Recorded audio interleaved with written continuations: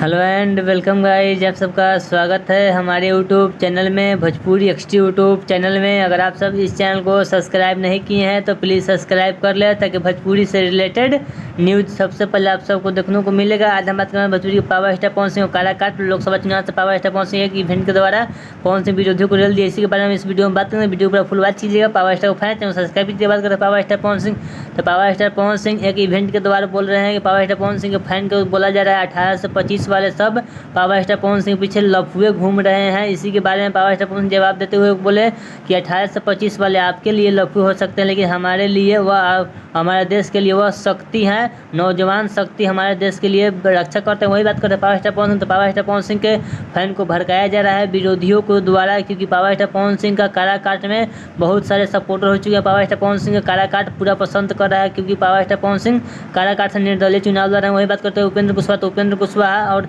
NDA है, लेकिन RJD के उम्मीदवार महाराजा राम कुशवाहा है, लेकिन वही पावर स्टार पवन सिंह का चर्चा काराकाट में जोरों शोरों से हो रहा है, क्योंकि पावर स्टार पवन सिंह काराकाट में ब्रेकिंग न्यूज बन चुके हैं। वही बात करते हैं पावर स्टार पवन सिंह, तो पावर स्टार पवन सिंह पूरा काराकाट ठान लिया है कि इस बार 2024 का सांसद पवन सिंह को ही बनाना चाहिए। अगर आपको यह power star Pawan Singh video अच्छा लगा प्लीज सब्सक्राइब कीजिए, वीडियो को लाइक कीजिए।